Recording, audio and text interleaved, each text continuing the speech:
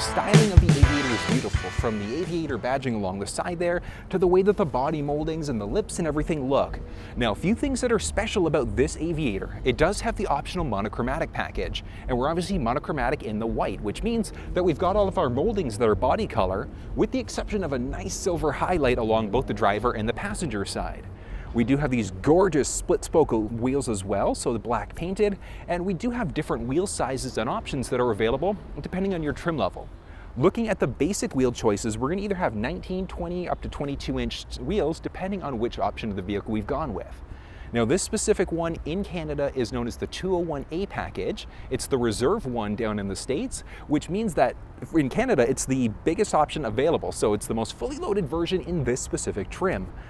Now, this specific one does have the optional dynamic handling package, which means that it has air suspension. So if you need the vehicle to lower down for you to easily get in and out, you've got that option. Now, one of the great things is that we do also have the option of getting running boards directly from the factory, or you could look at an aftermarket install instead if you wanted to. But I love the look of the rims, especially with the monochromatic package. Like this white with the black look, I think contrasts extremely nicely.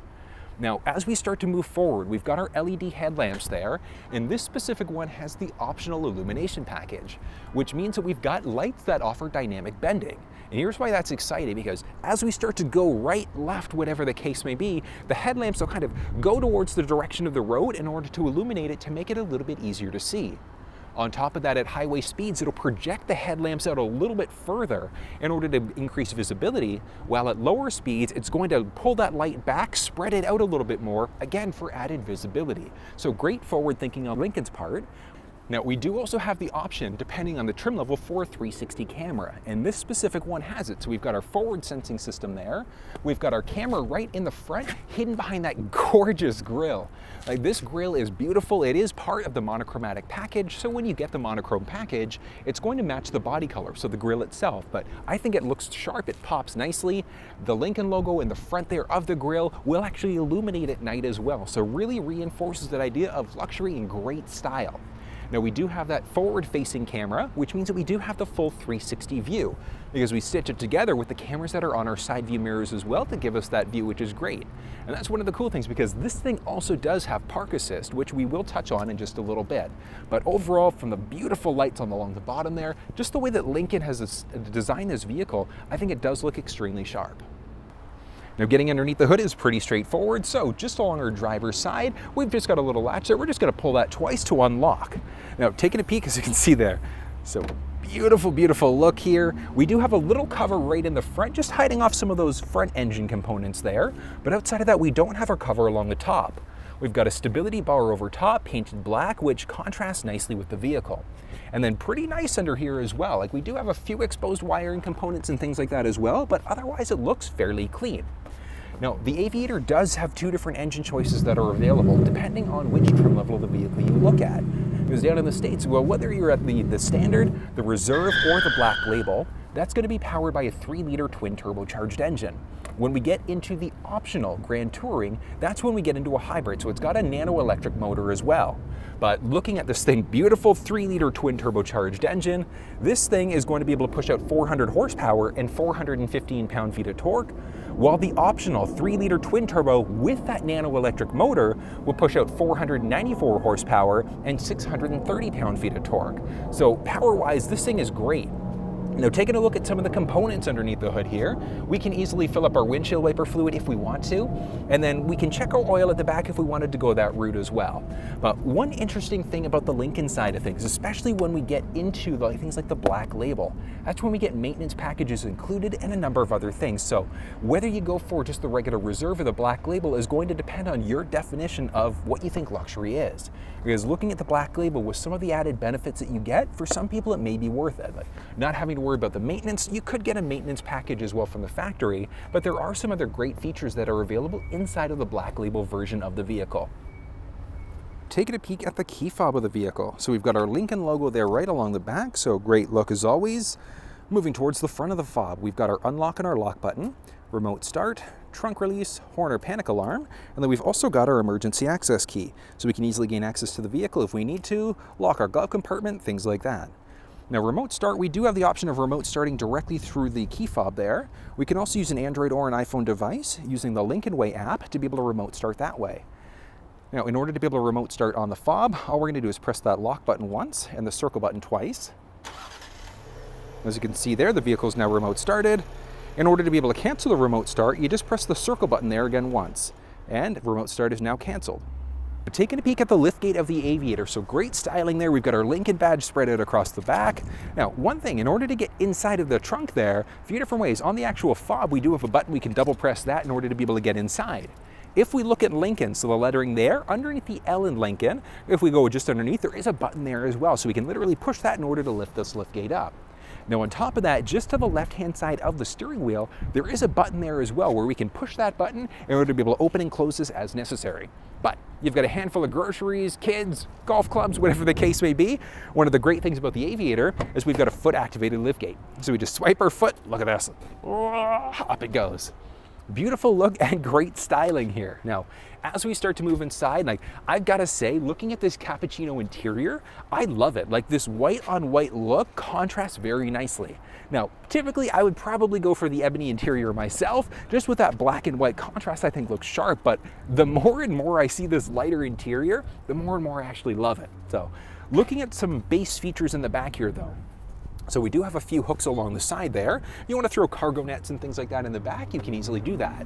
We do have a few cutouts there, so we could technically install a privacy shade. So if we want to make sure that things that in the back there aren't visible, we can absolutely do that as well. We can get that at time of ordering from the factory, aftermarket accessory, etc. Right now, taking a peek at the cargo dimensions. So as you can see there, we've got a nice amount of width, depth, and height, specifically for the cargo area. And that's just it. This is just the cargo area by itself. But we do have the flexibility of being able to fold these seats down very simply. So we do have a lever just along the side there, so we can pull this up in order to fold the headrest down if we wanted to create a little bit more space along the top there. But just to the right-hand side, we have a few buttons there as well. We can push that in order to power fold the seats. So we can fold them down individually. We can fold them down together as well if we wanted to. And that's one of the great things, is that you could go one way or the other. So you need to create a little bit more storage space, you can easily do that. But look at the difference in the depth when we have that second row folded down. Now, there are a few different measurements that are showing up, because if we look at the loading area, first measurement is from the very bottom there to the top of the loading area. If we go inside and we go up a little bit, we'll get a couple extra inches of space there as well. So if we need to store a few extra things, we can easily do that. Now, we do have the flexibility of easily folding down the second row seats there as well. So we've got a little lever there. We're just going to crank that down along the side. And look at the difference there. So when we've got that third row folded down, we get even more space. So a lot more depth there. So if we need to fold things down individually, we can do that. Right now, as we start to move into the back of the vehicle, we do have the option of being able to pull this up. So we've got a completely removable tray. If we want to remove it, we can easily do that. Now, we do have a nice amount of storage space here as well. Just off to the right and the left-hand side, there actually is a little bit of space there too. So if we want to store a few small things, we can easily do that. There also is another option here. So we can pull this thing out, and then we do have our mini spare tire. And that's going to be the same whether we're in the base version, so the standard, or the fully loaded black label, so the same 18-inch mini spare. Now, we have our jack and everything like that underneath here as well, but you've got to ask yourself the question, do you want to change the tire yourself? You absolutely could if you wanted to, but one of the big benefits of being a Lincoln owner is that we also do have our Lincoln roadside assistance. So that roadside assistance, what'll happen is if you ever break down, you ever lose a tire, whatever the case may be, you can call up and then you'll literally have a tow truck show up and either tow you to the dealer, help you change a tire, fill up gas, whatever the case may be, if you're running short. And that's one of the great things, because if you're a Lincoln owner, as a brand new Lincoln owner, you actually will have the flexibility of having that roadside assistance for the entire lifetime that you own the vehicle. If you end up selling your vehicle a couple of years through, you're leasing, whatever the case may be, whoever buys the vehicle out after that, they have up to the Lincoln powertrain warranty in order to be able to have that roadside assistance program as well. Now, I can't get over the monochromatic package. Like, I absolutely love the way that it looks. Giving us that body color paint everywhere, I just think brings the look of the Aviator to the next level. Now, here's the kicker. The monochromatic package is not available with every color choice. There are specific ones, but if you're okay with white or black, like Henry Ford said, you could have any color as long as it's black, but it is kind of nice that we've got white available here in that package. So you don't necessarily have to go with one or the other if you don't care about getting that monochrome look instead. But beautiful look here. We will have the reverse sensing system, so that park sensing system standard as a default, as well as our rear view camera there. Now on top of that, we do have our rear wiper that's hidden beautifully just underneath along the top there. So that beautiful lip there, that's where it's going to be hidden.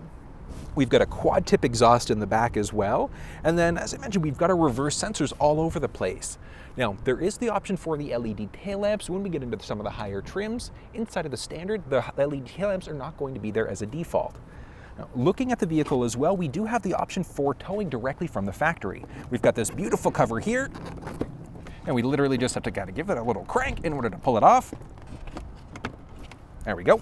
So as you can see there, we've got our actual hitch receiver there. So we've got our 4 7-pin wiring harnesses as necessary just in the back, and great look. Now this is one of the reasons why you want to get towing directly from the factory. We've got our 4 7-pin wiring harness, we've got our trailer sway control as well, and then just aesthetically it looks great. Now, towing wise, whether you're in the Grand Touring or just the regular 3-liter twin turbo, they're both rated for towing up to 5,600 pounds. So a great amount of towing power there. And like I said, you could get that aftermarket if you wanted to, but having it built right in and looking the way that it does, I think getting it from the factory makes more sense. But that's just me. It is a matter of personal preference.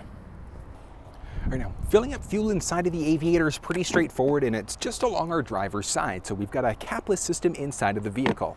Now, looking at the fuel quality, so minimum manufacturer's recommendation inside of this vehicle is just your regular 87 octane, so 87 fuel, so regular. Do you need to use a premium? Absolutely not. But here's the kicker. The horsepower and torque specs that we were looking at underneath the hood, those were achieved using a premium fuel. So you will absolutely notice a huge difference inside of the horsepower, the torque, fuel economy, things like that when you use a higher quality fuel. Like at a minimum, you want to use a 91, ideally a 94 if your local gas station offers it. Now, I know at the end of the day, it is a little bit more pricey, but at the same time, this is a 3-liter twin turbocharged engine. It's a powerful engine, so powerful engine, typically you want to use a higher premium fuel. Like I mentioned, you don't have to do it, but you will absolutely notice a difference in performance when you do. All right, well, getting into the third row actually isn't that challenging. We do have a little button just on the left-hand side of the driver passenger seat in that second row in order to be able to power slide these things forward. Now, looking at spacing, so I've got this seat set up for somebody who's 6 feet tall with that passenger seat in the first row set up for somebody who's 6 feet tall as well. So having it set up like that, it's a little tight back here for me. So my knee is literally touching the back of the chair here, but my feet are at least comfortable. Up overhead, I've got about, I'd say about 2.5, maybe 3 inches of head space back here as well. So it still is fairly spacious back here. But looking, we do have a few cup holders in the back, a little storage space along the right-hand side, a few more hooks there, and then we've also got control lights for the back here as well. Now, second row of the Aviator is equally as impressive. So we've got a few different configuration choices that are available for this vehicle. Now, this specific one has the dual captain's chairs with the optional center console. One of the cool things about this center console is that we've got a few cup holders here. We do have a little storage space. We've got a little retractable cover down here that also has a few power points. So we've got our USB as well as our USB-C. On top of that, that's what I'm looking for. There we go. We've also got some nice comfortable armrests here as well. Now, we've got 2 configuration options when we get the dual captain's chairs. We've got one either with or without the console, so it's all dependent on how you want to get into that third row. I mean, technically, we do have the power folding seats, so just along the top there, we can push this in order to be able to pull it forward to get into that back row instead. So it's pretty straightforward to get back there. And then we can easily slide and lift it back, and we have a lever down here as well, where we can slide these seats forwards and backwards very easily. And that's one of the great things, is that we can adjust these seats as necessary. Now, there also is the option for a bench seat instead. So when we get the bench seat, we're gonna have our third seat there, and it's pretty straightforward. Like, literally, it is just a 3-seat setup there instead, and we just wouldn't have this console. But one of the great things about the console is that we also can control the shade from this second row. Now, on top of that, whether we get the console, regardless of what we'd have happening with this second row, just in behind the armrest here, we do have a great touchscreen there that has quite a few different options that are available. So we can control our seats. We've got optional heated and ventilated seats on the outboard. The bench seat, if we get that bench seat, that middle seat is never going to be heated or ventilated. It's just going to be the outboard seats in the second row, and those third row seats are never going to be heated or ventilated whatsoever. Doesn't matter the trim level of the vehicle you're looking at. We've got some base climate control settings. We can control media and things like that right through this middle screen. It's always a nice thing. Now, as we start to move down a little bit, we've got a few more power points. So we've got a few USB, so our USB and another USB-C, as well as a 150 watt power point, so our traditional wall outlet. So we can plug quite a few things back here if we wanted to. A few other things to point out. So we do have a few pockets behind the driver passenger side there, and on the side door itself. So this one has the upgraded Revel audio system. So 28 speaker, sounds absolutely incredible, but the speakers are literally all over the place. Like, it is kind of ridiculous how many speakers are inside of it, but it just leads to an even more immersive audio experience. So we'll get to the actual testing of the audio system in a moment. Highlighting a few other features there, we've got our basic unlock lock, window up and down, and then one thing that's unique to the Aviator is the way that the doors are opened up. We've got a little button here, and that's going to be the same for the second and for the first row doors. Now, on top of that, in some packages, we also do have the option for a little shade there, which is nice because we can block some sun out if we really wanted to. Just move that, click it, and then down it goes. Now, a few other things to point out. Up overhead, we do have a little handle there, so pillar assist, as well as a little hook. We've got basic controls there, so we can control some cabin lighting there as well, which is a nice thing. But overall, I have to say, I am thoroughly impressed with the comfort of these seats. So really, really great feel there. I've got the driver's seat set up for somebody who's 6 feet tall. I still have a nice amount of knee room, good amount of foot space, and up overhead, I've got about a little under 3 inches, so about 2.5 inches of head space there. So there is a nice amount of space, but one of the great things about these second row seats is that lever that we can use, we can also slide this thing. So in order to fold these seats down, there's one that would literally release it to fold the seat down, but we can also push back in order to recline it a little bit more, just for a little bit more of a comfortable drive if we're going on those longer distance trips. Now, taking a peek at some standard technology. So we're always going to have the backup camera inside the vehicle. That will be their standard. We do also have the reverse sensing system, so those backup parking sensors will also be standard. On top of that, we have a few other things, such as our blind spot system, so that lets us know if anybody's entered the blind spot on either side of the vehicle. Along the driver's side door, as you can see there, we also do have a number, so we can enter in a 5-digit number in order to be able to get inside. We can unlock and lock, etc. from the outside there. We also do have our intelligent access, so by sliding our hand in there, we can unlock, lock the door, etc. And hopping inside. So absolutely beautiful look here. Looking at some of the basics along the left-hand side, so as you can see along the top there, that's where we're going in order to be able to adjust our seats. So right along the side, we've got some base seat memory buttons there as well. Just to the left-hand side there, as you can see, we do have a few buttons there, so we're unlocking our lock. We can control our side view mirrors. We can power fold our side view mirrors, our window up and down there as well. Moving down a tiny little bit, as you can see there, we also do have our door button. So this is where we're going to go in order to be able to open the door up. Just in case, for whatever reason, let's say if this button doesn't work, we do have an emergency latch just along the bottom there, so we can get out of the vehicle just in case. Taking a peek on the inside there, so just to the left-hand side of the steering wheel, we have a series of different buttons. First one on the left-hand side is going to be for our liftgate, so we can open and close. We've got our fog lamp button, and we can figure out what's going on with our running lamps. I always just recommend keeping it in the auto setting. We can increase or decrease the brightness of the cluster screen as well. As we start to move up, as you can see there, we also are power adjust for the steering wheel, so we would just adjust using those buttons there, and it is a telescopic wheel. As we start to move down, as you can see there, beautiful, beautiful look down there. Just to the left-hand side, we do have our trunk release there as well, so we're literally just going to pull on this twice in order to be able to get under the hood. Moving down a tiny little bit, so as you can see there, we also have our beautiful Lincoln lettering logo along the side. Just gives us a little bit more of a nicer look. Now, I absolutely love the styling of the Aviator. So looking at the base wood trims there along the side, when we get into the black label, we would have mahogany wood right along the accents there as well. So it really does make it pop. But looking at this interior, the sandstone interior, I love it. Like, it's interesting. Looking at the white exterior, white interior, that white on white look, it actually does look really sharp. Now, I have to say, the black on black also looks incredibly sharp as well, especially because when we get the monochromatic black package with the ebony interior, like, there's just something about the way that thing looks. It's absolutely beautiful. But overall, I am impressed with the styling inside of this vehicle. Now, one thing that's actually unique to the Lincoln lineup is the way that we adjust the driver passenger seats. Because we do have the option for 30-way adjustable, which this one has. We've got what's known as active motion seats, which means these things, massage chair, so nice. But adjusting the seat actually just along our left-hand side there. So we've got a series of different levers there, and each one obviously does something different. So the one on the far left-hand side, so the very top, that's actually going to bring our headrest up and down, and we can also go back and forwards with it. So you can kind of see it moving, pushing forwards, backwards there, which is kind of nice. We've got another one for our backrest, so bring that back and forward. And then we've also got another one, so it can move the individual parts of that backrest backwards or forwards as well.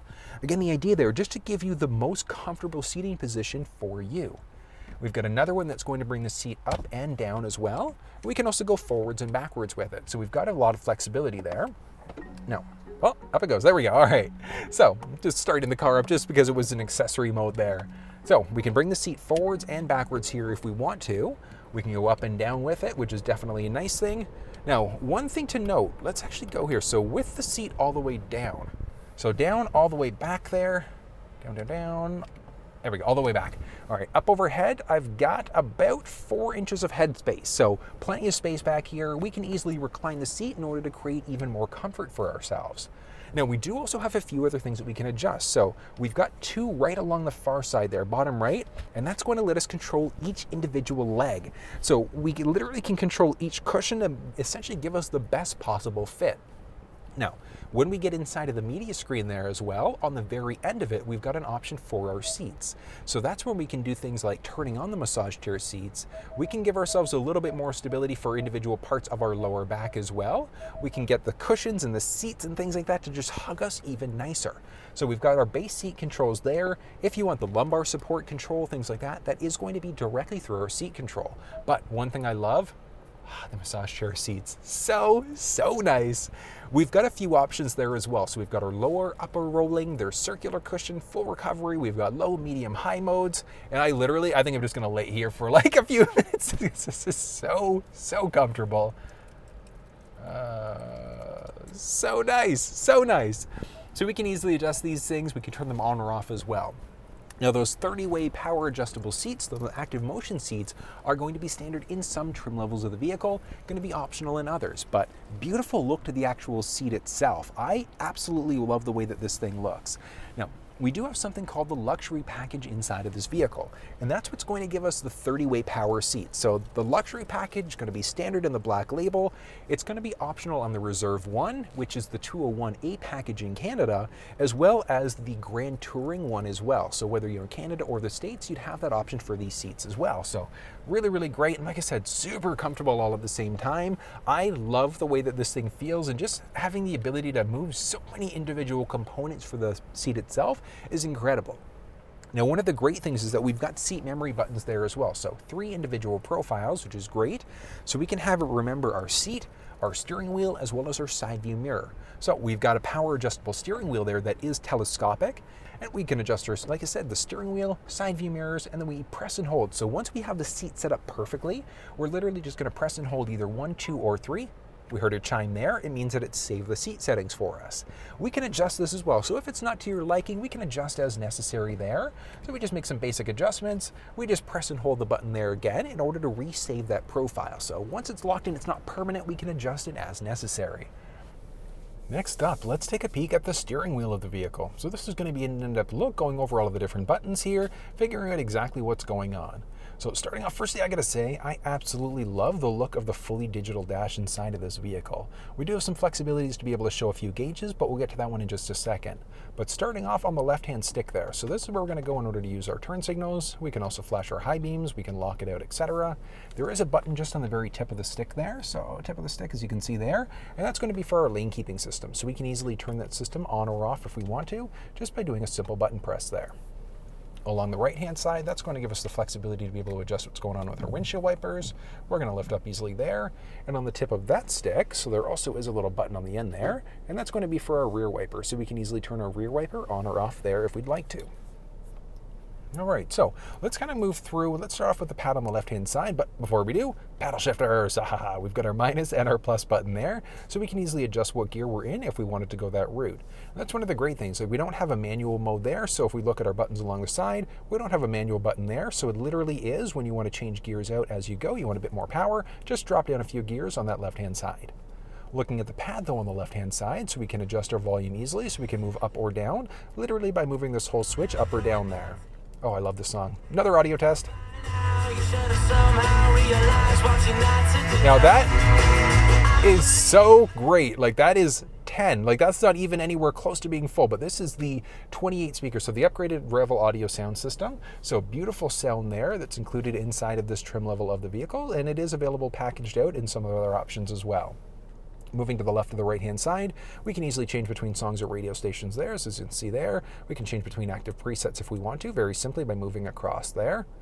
And if you see all there, so if we press and hold it as well, we can also seek out to different stations going that route. So we do have a little bit of flexibility as to what's actually going on there. Now, we do have a little button there. This is going to be for our adaptive cruise control system. So we push that button, and watch this. Okay, hold on, I'm going to drop you down a tiny little bit there. Okay, so we push the adaptive cruise button, and here we go. Look at this. Shows, and they hide, and they show, and they hide. It is so nice. Now, right along the side there, we've got a series of different buttons. So we do essentially have hideaway buttons, and these things will change. So they're essentially a dynamic button based off of whatever is going on. So as you can see there, we do have our resume. We can set, so we can plus or minus out 1 kilometer or 1 mile per hour at a time as well. Off to the right-hand side, we're going to cancel. This is going to be our lane centering button as well. So the one that's literally going to keep us in our lane as we're driving, which is different than the actual lane keeping system. So the button there, lane keeping system is gently going to nudge us in. The lane centering system there is actually going to keep us in our lane. So it's essentially going to be self-driving at that point. Now, not fully self-driving because we technically still need to have our hands on the wheel though. So definitely something to think about. The one on the very bottom here, though, is going to be our distance indicator. So how close or how far are we away from the vehicle that's in front of us? So pretty straightforward in order to be able to use that. As I said there, as we press that button, it's going to make those buttons disappear. Now, these buttons themselves aren't actually touch buttons in the front. It is just behind the steering wheel there. So we want to increase, decrease. We're going to press the button there, resume. We've got our distance indicator off to the right-hand side there as well. So we've got some flexibility there. Like I said, we can easily just adjust that if we need to. We can turn it on or off. Along the right-hand side there. So we do have another button there. We push that in order to be able to get into different pages in that middle screen. So as you see there, we jump between active pages. So we've got our calming screen. We've got our trip 1 counter, which if we just press and hold in the middle here, so you see there, down and reset. So it can reset ourselves very simply that way. Pushing again is going to get us to our fuel economy. Same idea, we're going to push and hold to reset that.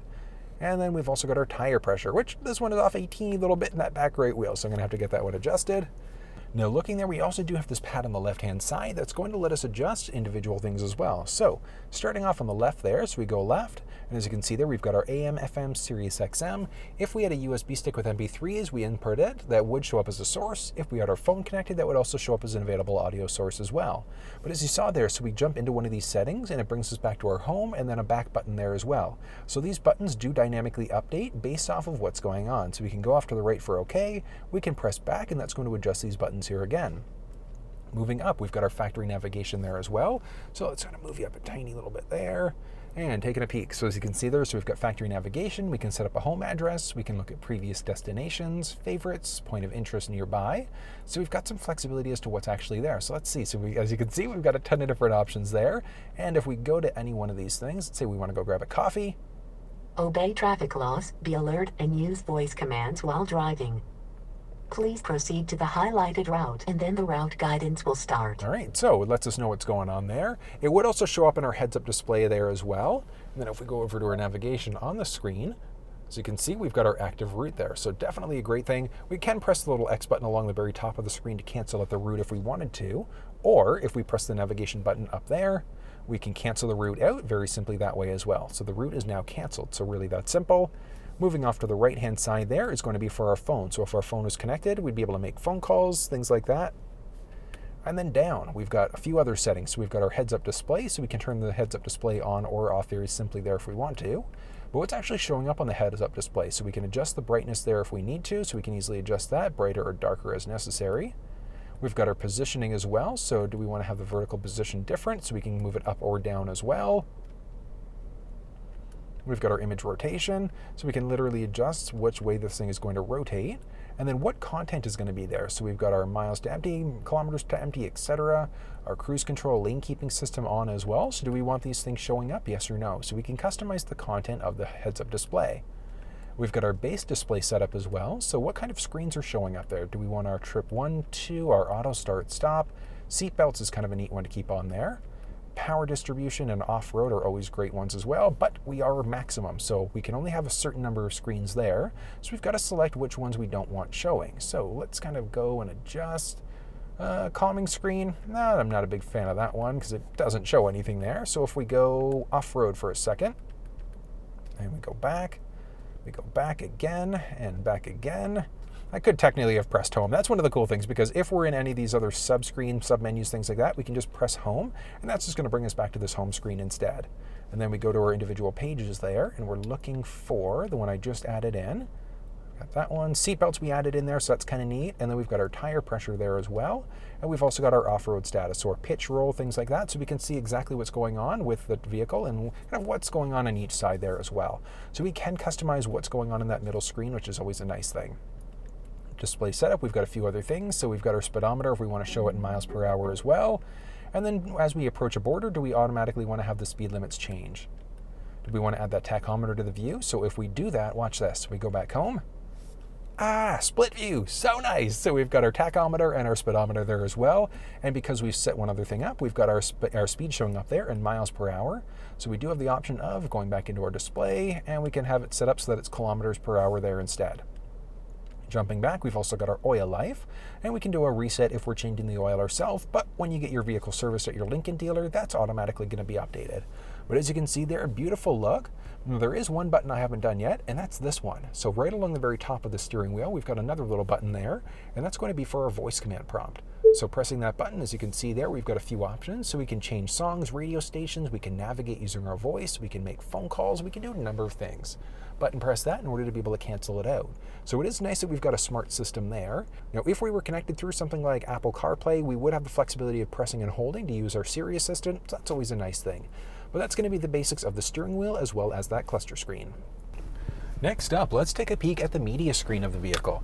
So this is going to be a deep dive where you can learn literally everything about what's going on with the Sync 3 media screen. So looking along the very top left, we've got our little home button there. Now we do have factory navigation in this vehicle, and this is going to be our base summary. So we've got our maps, we've got what station's currently playing. If our phone was connected, it would show up, but we can easily add a phone in there, we can add a phone in here, and there's also an option under settings. But let's kind of go line by line so you can figure out exactly what's going on. Starting off at the top, we've got our current temperature for our dual zone climate control, because we can set it individually for the driver passenger seat if we wanted to. So it is pretty nice, we've got that flexibility. We've got our clock along the top there and our exterior temperature. Now, if we press the clock along the very top there, that's going to literally jump us into our clock settings so we can adjust some things if we want to. We've got our data transfer there as well. So as you can see, we've got our connectivity, and then we've also got one other thing, and that's going to be our available Wi-Fi. So if we were connected to a Wi-Fi network, that's essentially what's going to go on with this button along the very top there. Now, starting off with our audio there, now we've got our sources along the very top, so we can change between AM, FM, SiriusXM, etc. If we had a USB stick with MP3s, that would show up as an option there as well. If we had multiple phones connected, etc., we could select whichever one we wanted to connect to there. So as you can see, we are currently on AM, FM. We can direct tune this way if we want to, so we can change out stations that way if we wanted to.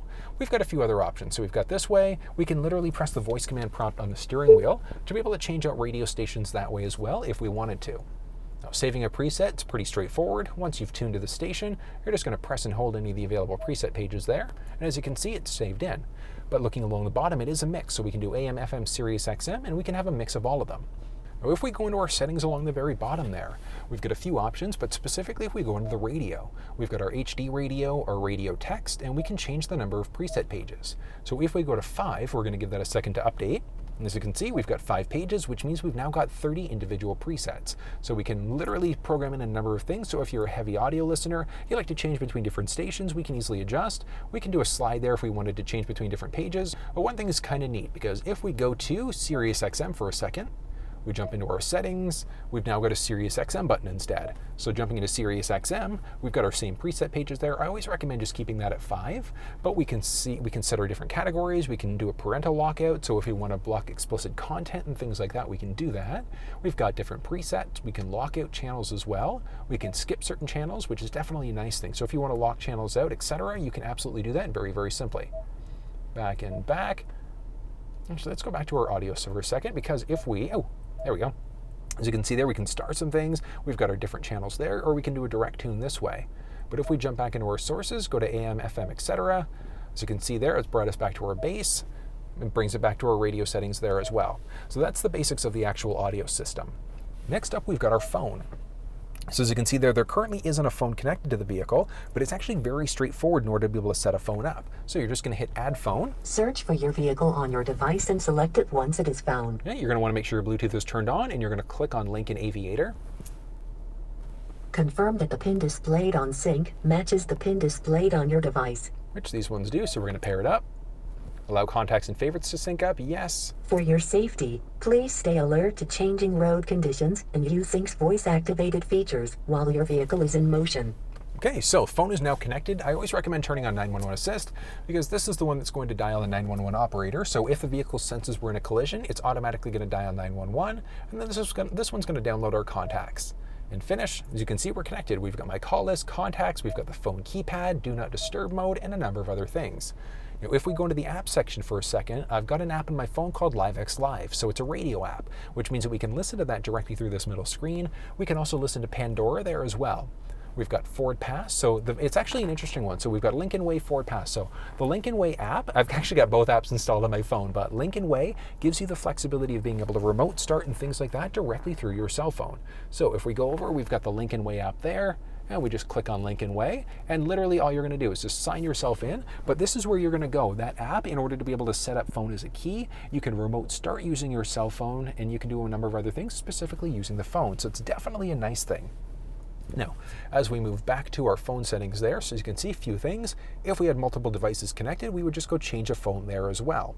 Now, we do also have the flexibility of setting up Android Auto and Apple CarPlay, and it's pretty straightforward to do it. So what we're going to do is take our USB cable and plug it into the main USB port there. Opposite end of the cable, we're just going to plug ourselves in. And just wait a sec. Okay, so I need to unlock phone, so we're just going to unlock Apple CarPlay. So we're going to continue out. We have to agree to this setting, and it should be 3, 2, 1. Do I want to allow CarPlay while the phone is locked? Yes, we're going to allow that. And look at this. Big, beautiful. We've got Apple CarPlay inside of the screen. And I absolutely love the way that this looks. We do have factory navigation, like I said, but we do also have the option of using Apple Maps. We can use Google Maps, or we can use Waze directly through this middle screen. We can easily search. We can view what are saved. We can use our voice there as well in order to be able to find destinations. Pressing this button along the very bottom there, we also are back into our main settings screen there. And it is nice because we've got quite a little bit of flexibility there. Like I said, we've got podcasts we can listen to, audiobooks, and things like that. Now on our phone, if we jump into general settings, we can go into CarPlay, we can look at Sync 3 and customize. And then if you have a tendency, maybe you love listening to your podcast, boom, we can update it. You like your audiobooks? Bam, we can update it. Never going to use the calendar? Let's delete it. Never going to use Google Maps? Boom, we can delete it there as well. So if we look along the side, it's deleted a few apps. On our phone itself, it does show the apps that we've deleted along the very bottom. We can customize that, or we can reset to bring it back to that factory default screen there instead. And then we go back in. As you can see, we are now fully connected through Apple CarPlay inside of this, and it does look very, very nice. Now, if we press the button there, as you can see, we've got the Siri Assistant there. So we press the voice command prompt on the steering wheel. That's going to jump us into our Siri Assistant there instead. If we press the Link and Sync button along the very bottom, that brings us back to this Sync 3 main screen. We can jump back into CarPlay along the very bottom. We can look at our CarPlay preferences. So we can disable CarPlay if we wanted to. So if we still wanted to be hooked up through USB without using CarPlay, we can simply press there in order to be able to disable CarPlay. And as you see there along the bottom, it's now disconnected it. And then we can completely remove my phone. Watch it. So we remove the phone. Phone is now disconnected from CarPlay. So it really is that simple. You know, setting up an Android device is literally the exact same process. So I've still got my iPhone connected there. So if we were to jump into phone for a second, as you can see, I'm still connected. What if we go change phone? If we had multiple phones connected, it would show up there, or we can just add a phone there as well. So all we're going to do is literally that. We're just going to hit add Bluetooth device. Search for your vehicle on your device and select it once it is found. And on this phone, all we're going to do is wait for, there we go, Lincoln Aviator show up, and we're going to click.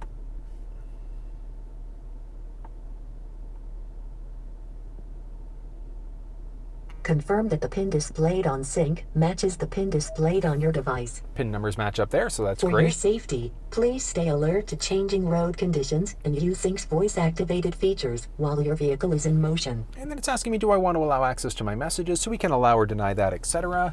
we can set it as a favorite phone. So you're going to see this option if you've already set up another phone. So this is going to be our secondary phone. So we can set this one as our preferred phone, yes or no.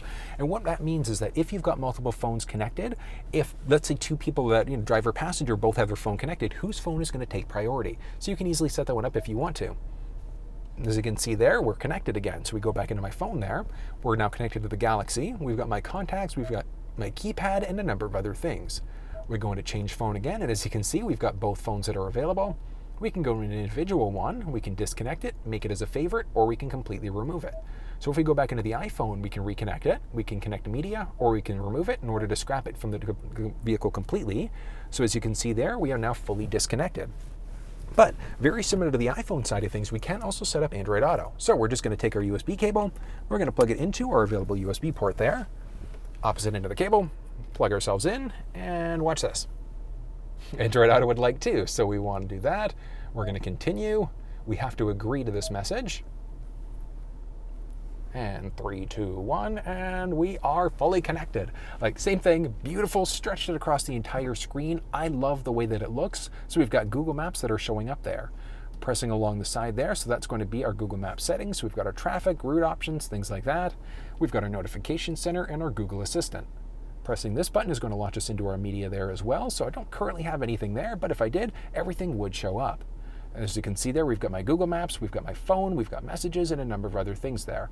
And we do also have the flexibility of being able to customize this, very similar to what we saw on the iPhone side of things. So literally what we want to do on our cell phone, we're just going to search for Android Auto. And when we do, we're just going to have Android Auto settings there. So we're going to hook up, and as you can see, we've got the currently connected car. We can customize the launcher. So if we want to do a drag and drop to bring podcasts to the front, whatever the case may be, we can do that.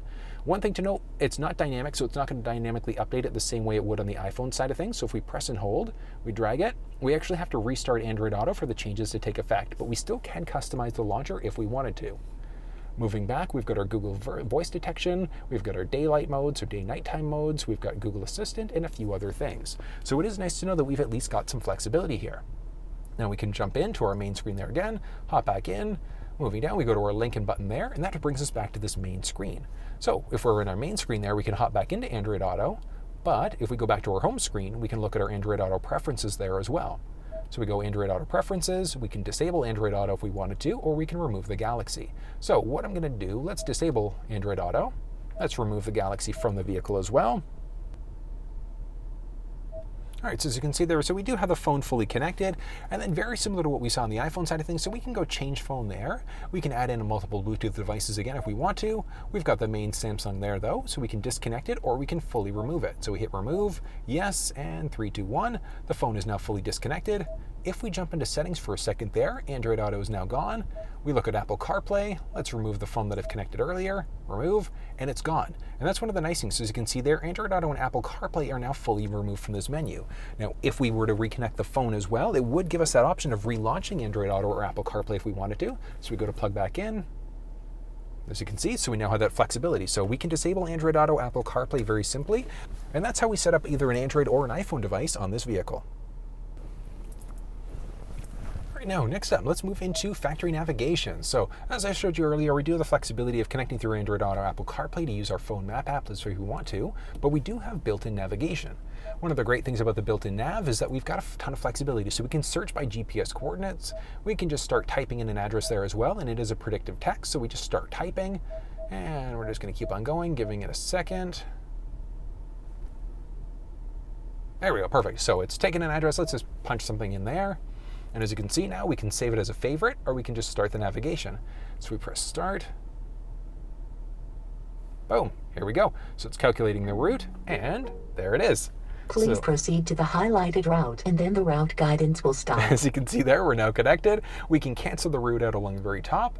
We can also mute out, so get rid of the voice guidance if we want to.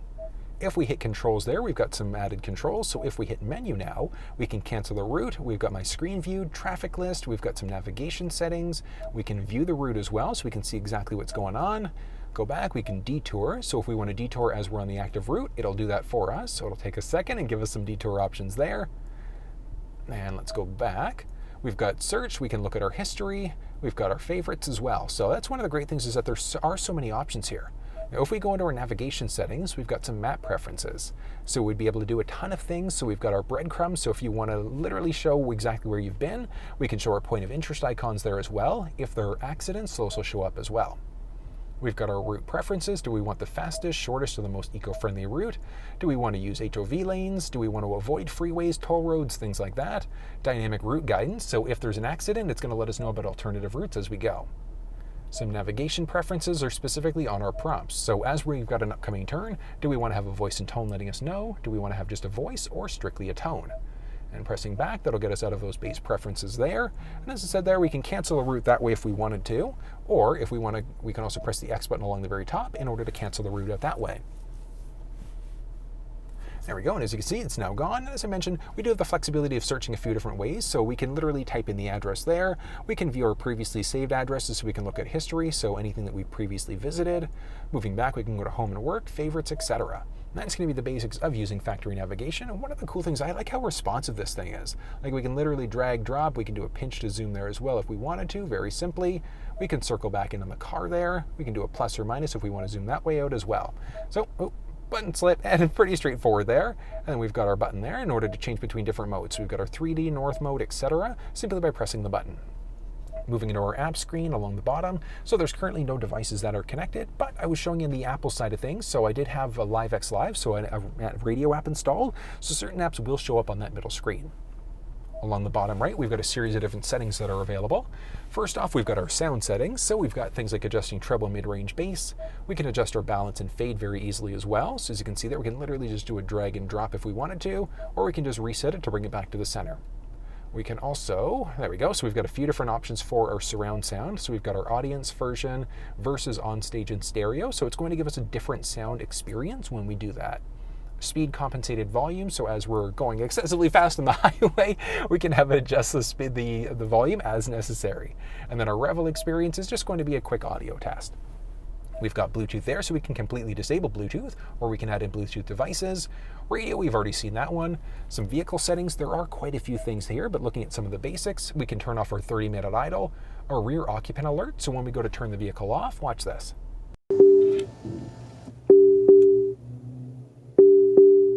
Easy entry exit, which is a great one because if we go to turn the vehicle off, it's automatically going to lower the seat out for us and back it up in order to get in and out of the vehicle a little bit easier.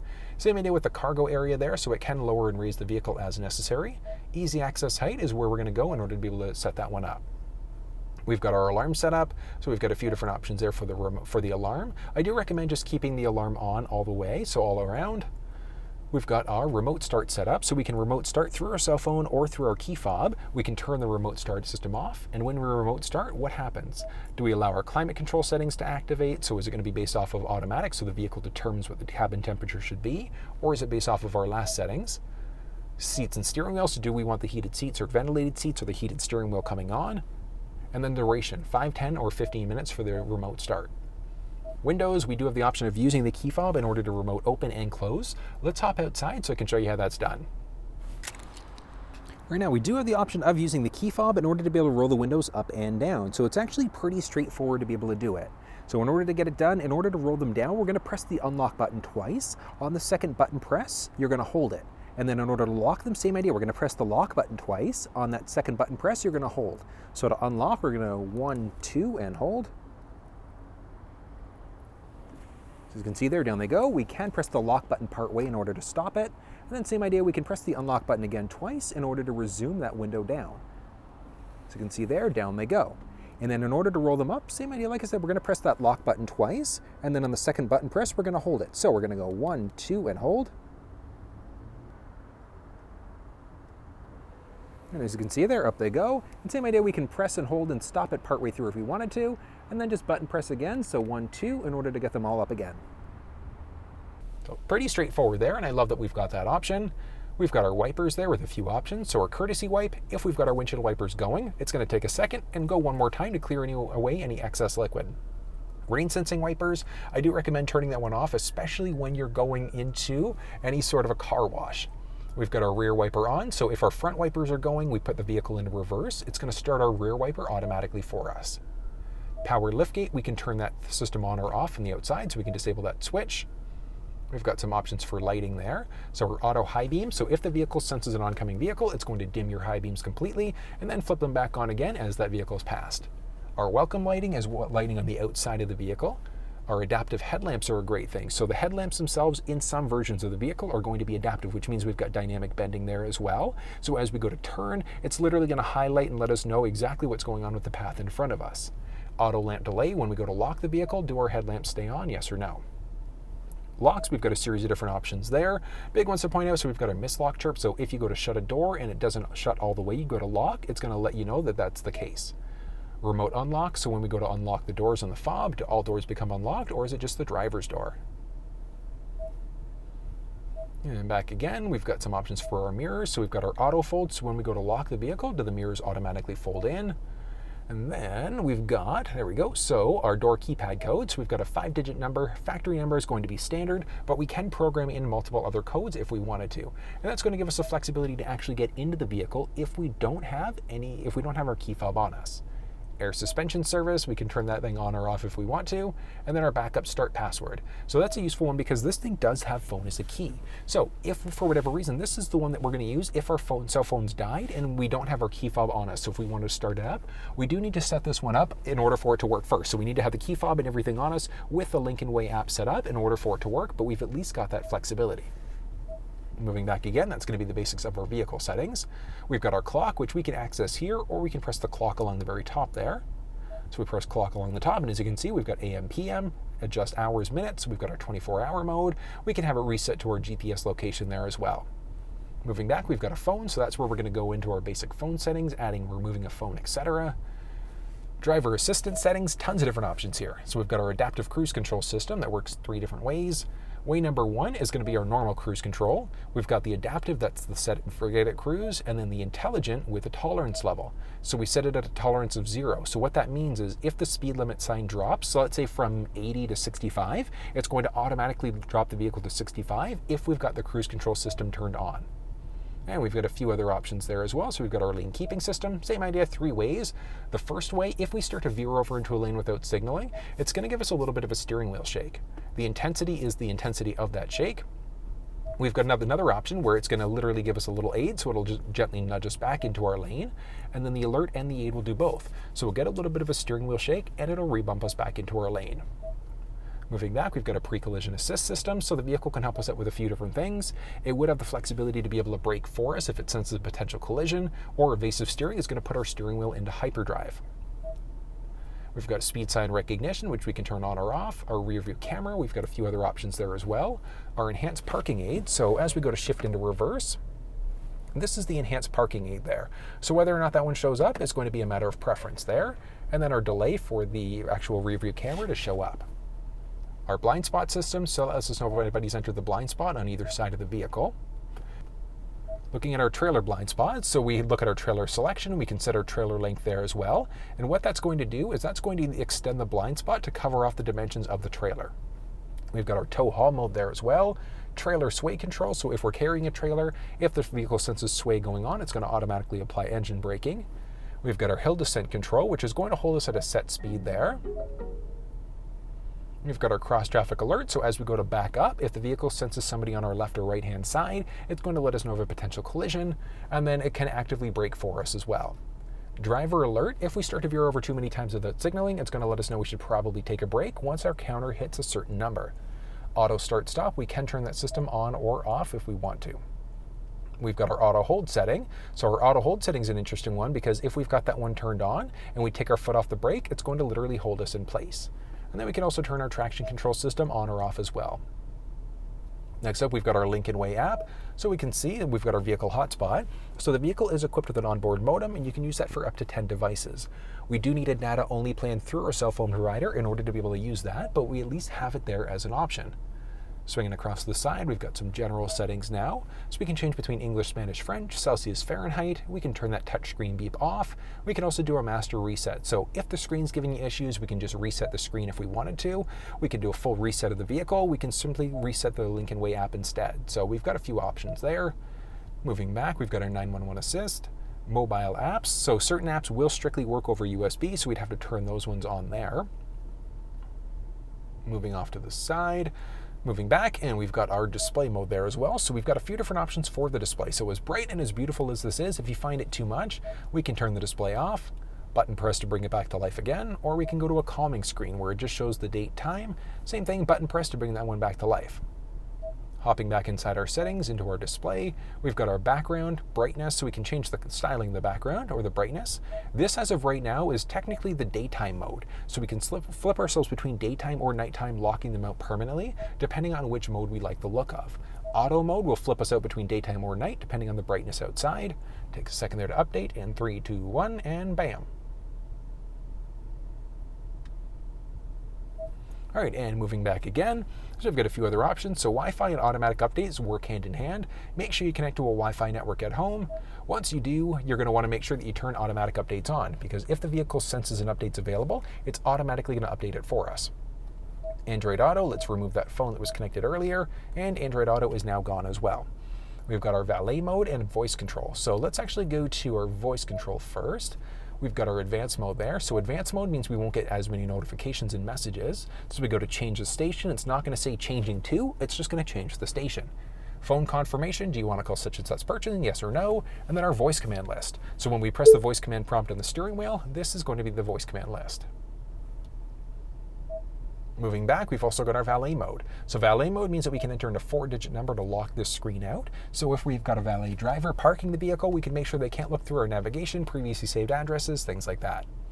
Next up, we've got a few other options. So we've got some ambient lighting, which ambient lighting is great, and it's literally going to be all over different parts of the vehicle. So we've got a few different options for the actual color selector, so we can choose a few different options there, and it's going to show up at certain parts of the vehicle. So in our cup holders, things like that. So if we actually go down a tiny little bit, bam, let's drop down. You might just be able to see it. It's going to be highlighting going a little crazy there, but we've at least got the option of changing out the color if we wanted to. Moving back, we've also got, let's go navigation. So we've already seen some of these navigation preferences there. So we've got some map route preferences, etc. We've got our seats there as well. So the vehicle itself is equipped with massage chair seats. We can easily turn them on this way if we want to. And we've got lower rolling, upper rolling, circular cushion, and a few other options, and a high, medium, or low. So what type of drive, or what kind of massage, I should say, do we actually want? And that's going to be for the driver's side. So massage chairs are going to turn off for a second. There we go. And we can switch over to the passenger to adjust the passenger seat. So we just go driver, passenger in order to turn one side or the other on. Now, one of the cool things is that we do also have a button just on the left-hand side there as well to be able to adjust that. So we can button press in order to be able to get right into that. And one of the cool things is that we've got even more adjusting parts. So we can adjust individual parts of this seat as well. We do have the flexibility of controlling a few of them on the door. This just gives us a few more advanced options, specifically for more of the interior parts of the seat, so we can get it to hug our body even more. And we can easily exit out of that. And then we've got some personal profiles. So we can set up an individual profile to remember cell phones, preferences for audio, and things like that as well. So if you've got multiple people driving the vehicle, definitely recommend saving a profile in order to be able to set everything up for you as well. And then just button press to move back. And then back to our home screen again. That is going to be a summary of the Sync 3 media screen. Now, a few other things to point out. Like I said, basic styling, like this is great. I love the basic wood accents there. If you're not a big fan of that wooden look, don't worry about it. You do have the option of getting a faux aluminum look as well, or you could always do something aftermarket, like you get a 3M aluminum wrap, a faux carbon fiber look, whatever the case may be, to really customize this and make it your own. But it is great. Now, across the entire vehicle lineup, we are going to be push button start. Fully start this thing up. So as you can hear there, so push button start there, which is great. All right, folks, so using the park assist system inside of the Aviator is actually a very straightforward process. So we're going to start off with the perpendicular park assist first. So literally what we're going to do first and foremost, we're going to hit the little P button there, and that's going to give us a screen that's asking, do we want to navigate to parking or do we want active park assist? So we're just going to hit park assist there, and when we do, we've got a few different settings. So we've got either parallel parking, we've got perpendicular park, or parallel park out. So we're literally just going to hit the perpendicular park, and we can either go left or right on our stick. It's going to default to the right all the time, but we can get it to go one way or the other. And literally all we're going to do is just follow the directions on the screen. So we're just going to start driving forward, and then the vehicle is going to let us know when it's found a spot. Okay, spot's been found. So it wants us to stop. We're literally just going to release the steering wheel and we're going to shift into reverse, or into neutral, I should say. So we're literally just going to take our hands off the wheel, dropping down, we're just going to shift it into neutral. And once we do, it's saying that we need to release the brake. So all you're going to do is just take your foot off the brake there, and as you can see, we're off, and we're just going to hit that P button. So we're just going to press and hold it the whole time. So pressing and holding, and watch this. So as you can see there, we've got a little countdown timer going. It's literally doing everything. I'm holding a GoPro in one hand, I'm holding the P button in the other hand there, and the car is backing me up. I love that we've got a little countdown timer on the screen there as well, so it lets us know exactly what's going on and how long each process is going to take. As you can see there, it's kind of moving us forward, using that forward sensing system there as well, so pretty straightforward there. And it's literally, I love this. Like, look at this. Taking the wheel over, it is literally doing all the work for us, and we're just hanging out. It's kind of nice. Back it goes, and 3, 2, and it should be just about done.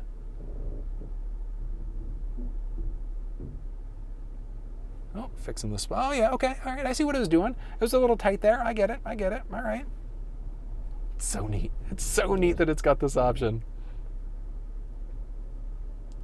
3, 2, and let's, perfect.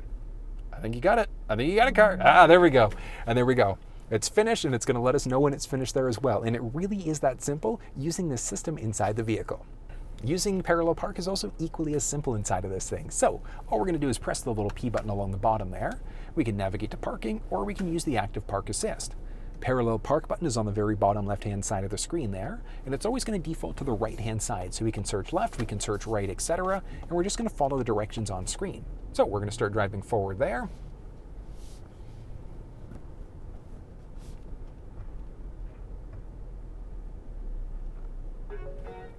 Found a spot. Perfect. So it wants us to release the steering wheel. We're going to shift into neutral. And from there, it wants us to take our foot off the brake. So we're going to do that. And it wants us to press and hold the little P button. So same idea. We're going to press and hold. And the vehicle is going to start doing its thing. So it's backing up. So nice. So nice. Look at this. Look at this. So good.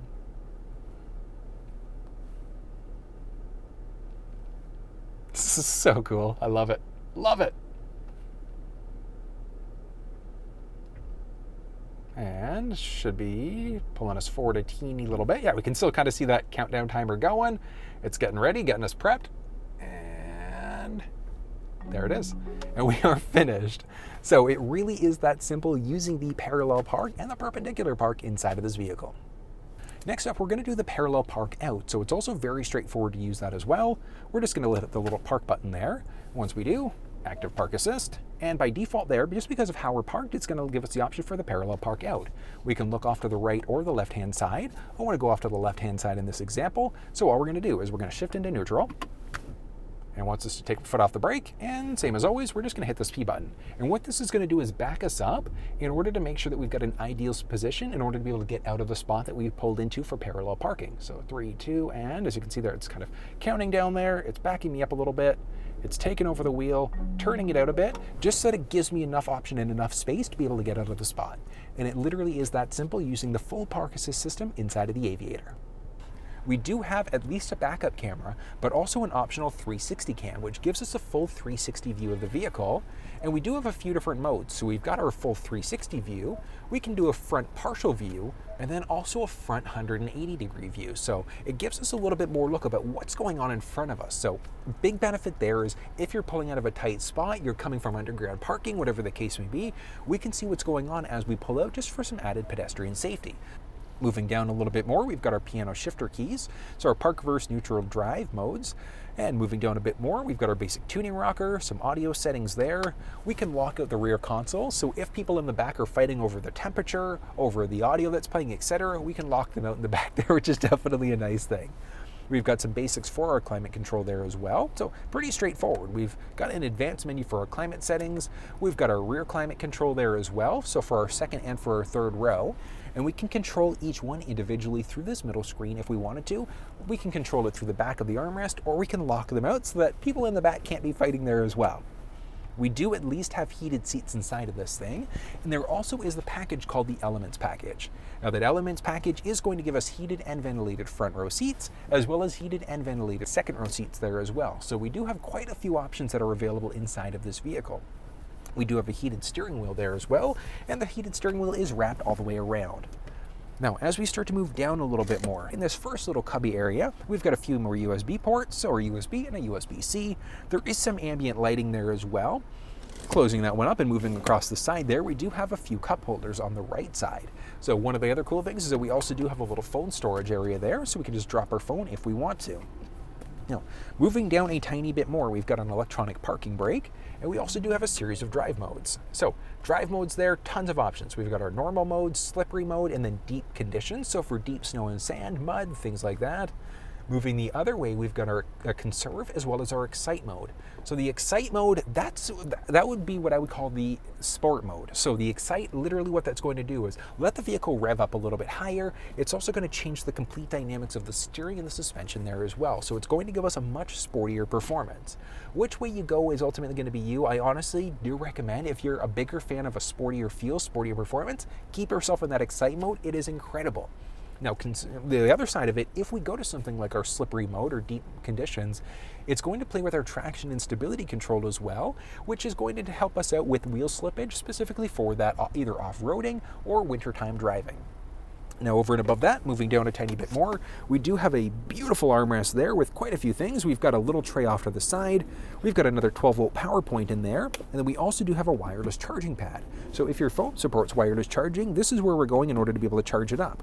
Now, one thing that's not available on the Aviator as of yet is Android Auto and Apple CarPlay that's wireless. So we still are on the Sync 3 system here on the 22 Aviator. Hopefully by the time 23 comes around, they've upgraded the screen as well, but it is still nice that we've at least got the Android Auto Apple CarPlay support. Like I said, we just be connected through USB, so we've got our USB power points in that first one off to the left there. Now moving down, we do have a little storage space just underneath there as well, so we can store a few things easily if we need to. Up overhead, we do have the auto-dimming rear view mirror. We've got a few cabin control lights there as well, so we can easily adjust that. Turn all of our cabin lights on as well. And one of the beautiful things about this Aviator, if it goes, we do have our twin panel sunroof. So our panoramic roof, absolutely beautiful. So we can literally open this whole thing up. We can stop it partway as well, but it gives us a nice look of what's going on up overhead. We can vent this thing out as well, so it creates a little air vent there. We can close and we can open this whole thing up as well. Now, I shouldn't say the whole thing. It's about halfway there that's going to fully open up, but it is absolutely beautiful just to open it up so you can see what's going on outside. Whether you use it, obviously, is going to be a matter of preference, but it is nice to know that if you want it, it is there. And it is going to be standard in the majority of the vehicle lineup. It is optional inside of the base. There are packages that are available specifically for the sunroof, but if you don't want it, you're going to have to look at that base model of the vehicle instead. Like I said, overall impressions of this vehicle, I absolutely love it. It's like moving up overhead, typical Ford Lincoln styling. We do have our sunglasses holder there. We've got our home link along the top, so if we've got a garage door opener at home, we can easily program the code in from there. We've got a vanity mirror with some lights there as well, and we can also extend this out a tiny little bit to block any additional sun. But overall, like I said, I am thoroughly impressed with what Lincoln's done with this vehicle. There are some changes that I would like to see, more specifically the Sync 4 side of things, but I do love the styling here. Now, I do have a comparison video that I did on the Aviator versus the Nautilus, as well as the Aviator and the Navigator. Now, that's going to be for the 2021 model year. The 22s are going to be out. Check down below in order to figure out which ones are available. But if you're comparing kind of like an apples to apples thing, you want to know what the differences are between the Aviator versus the Navigator or the Nautilus, there are those videos there as an option. Well, that was a look at the 22 Lincoln Aviator. I personally love this thing. I love the feature sets, everything that this thing offers as well. I hope you guys enjoyed this video, but if you have any questions, ran into any problems, or you're not sure which way to go yourself, drop down in the comment section below. I'm more than willing to talk you through any issues that you might be having, or point you in the direction of somebody that can. If you enjoyed the video, give it a thumbs up and share it with your social networks. Think about subscribing to the channel as well. And until I see you next time, take care. Now, looking at the liftgate of the Aviator. So first of all, the back door here looks absolutely beautiful. Back door looks beautiful. Interesting. Now, as we hop into the second row, all right, so using the parallel park system inside of the vehicle is also super straightforward. So all we're going to do is we're just going to press the little P button there, brings us to our park assist screen, active park assist, and we're going to press the bottom of the button. We're going to press the bottom of the button because as a default in the base, so the standard version of the vehicle, it's going to be tri-zone climate control,